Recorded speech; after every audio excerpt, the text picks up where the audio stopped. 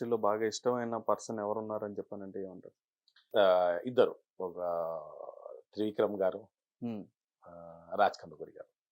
వాళ్ళ డైరెక్షన్‌లో మళ్ళీ చేయాలని చెప్పలే కదా! ఇలా ఇప్పుడు నేను చెప్తున్నారు. గుంటూరు కారం చేస్తున్నాను ఆల్రెడీ. గుంటూరు కారం కంటిన్యూ చేస్తూనే ఉన్నాను. ఆహా!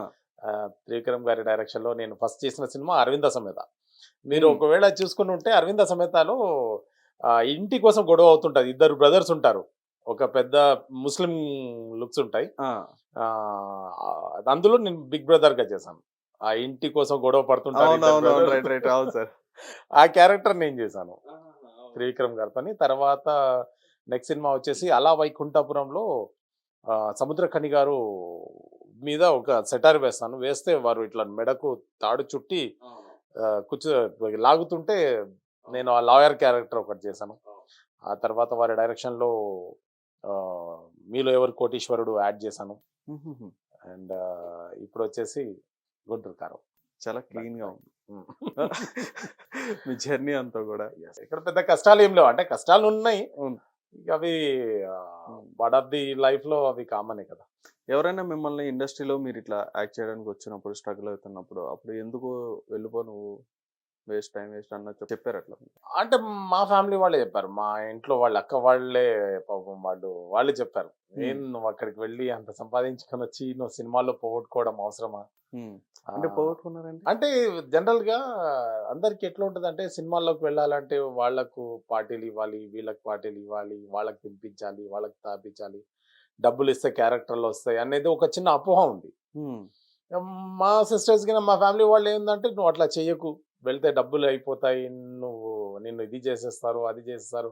ఆ! అది ఎక్కువుండే. కానీ మోసాలు జరుగుతాయని చెప్పాను. మోసాలు జరుగుతున్నాయి. అది ఏం లేదబ్బా! టాలెంట్ ఎక్కడుంటే వర్క్ అక్కడుంటది. నాకొచ్చిన తర్వాత రియలైజ్ అంటే ముందు నుంచి క్లారిటీ ఉంది. వచ్చినాక అర్థమైందేంటంటే, టాలెంట్ ఉంటే అసలు ఏం అవసరం లేదు. హ్మ్. వర్క్ ఉంటే వర్క్ వచ్చేస్తుంది. ఫ్యూచర్‌లో ఏమైనా డైరెక్షన్ చేసే అవకాశం ఉందంటారా? లేదబ్బా! డైరెక్షన్ సైడ్ గిన మనకేమి ఇంట్రెస్ట్ లేదు. యాక్టర్‌గా బాగున్నాను.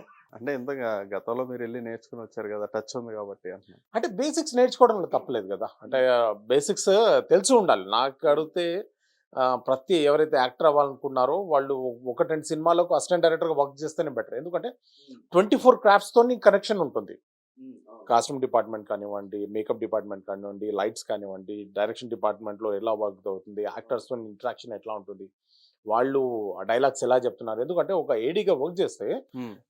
యాక్టర్స్‌ని అందరిని ఒక్కటే రోలు అందరిని చూడొచ్చు. లైవ్‌గా చూసి మనం స్క్రీన్ మీద చూస్తే వాళ్ళు ఎట్లా పెర్ఫార్మ్ చేస్తున్నారు, ఎలా యాక్ట్ చేస్తున్నారు తెలిసొస్తాయి కదా! నష్టమేముంది? అవును. వాళ్ళు చేసిన కష్టం అంతా గూడా కనిపిస్తుంది. కనిపిస్తది. ఇంకా నేర్చుకోవడానికి చాలా ఉంటుంది. Live even experience. ఎడిటింగ్ గూడా తెలుస్తుంది. ఎడిటర్స్‌తో గూడా.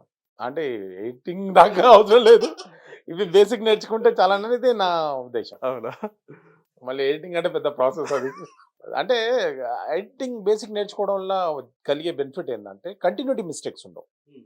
మనం గ్లాస్ రైట్‌లో పట్టుకున్నామా, నెక్స్ట్ షాట్‌కి లెఫ్ట్‌కెళ్ళిందా, లేకుంటే గ్లాస్ కింద ఉందా, పైనుందా, మనం గోక్కుంటున్నామా, ఈ డిఫరెన్సెస్ అర్థమవుతాయి. అంటే మనం ఏం చేస్తున్నామనేది తెలిసొస్తది. చిన్న చిన్నవి గూడా మనకి మైన్యూట్ థింగ్స్ కూడా మనం రెక్టిఫై చేసుకోవడానికి బెనిఫిట్ అది. నేర్చుకుంటే నష్టమేముందబ్బా! అంతే. మంచిదే అది.